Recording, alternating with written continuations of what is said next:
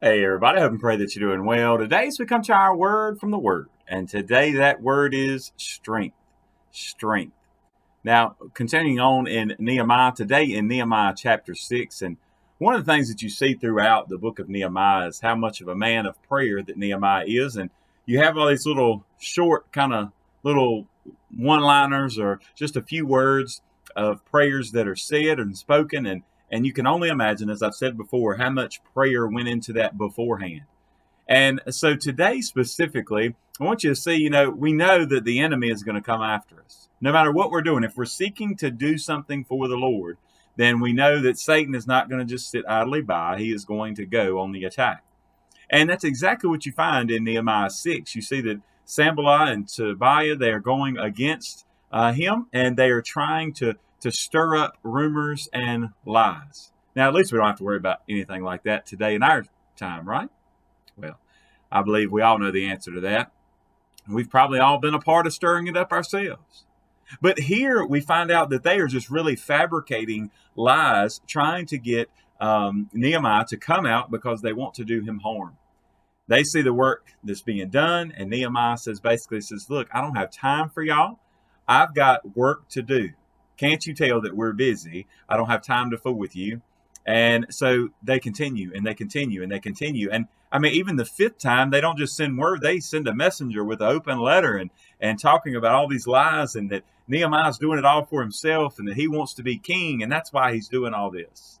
And so here's kind of his response and what he says in Nehemiah chapter 6, verses 8 and 9 today. It says, Then I sent to him, saying, No such things as you say are being done, but you invent them in your own heart.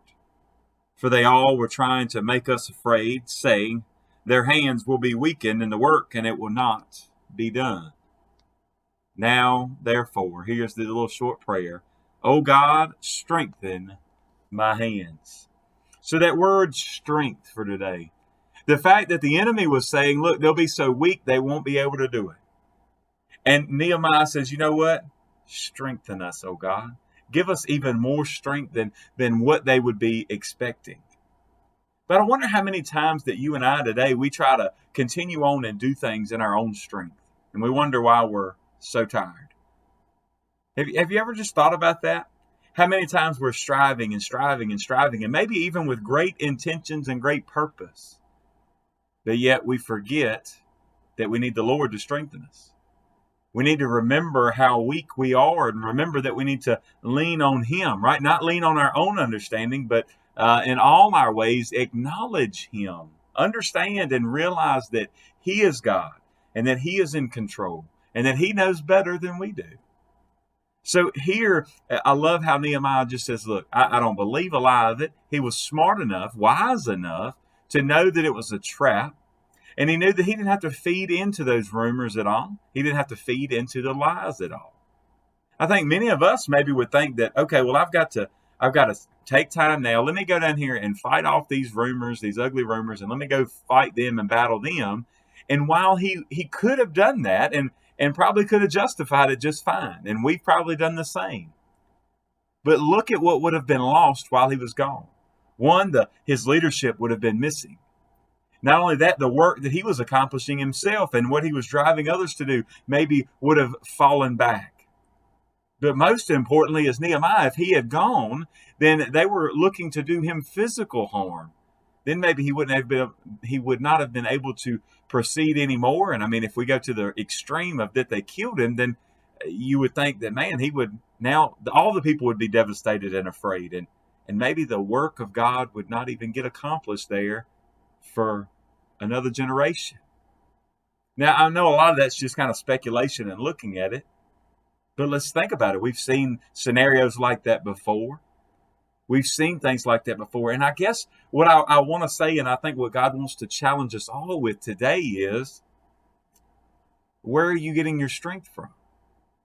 Is your strength coming from you? Are you even being fueled by the enemy? Right? Is it that you're trying to make sure that you prove them wrong?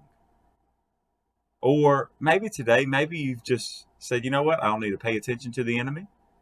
My eyes are fixed on Jesus. And you know what? God, while I'm thinking about it, God, strengthen my hands, strengthen my heart, strengthen my feet, strengthen my voice, strengthen everything in me so that I can serve you the way that you would have me to serve. Maybe that's a question we all need to ask today. Maybe it's a prayer we all need to pray today. God bless you, and I pray you have a great, great day.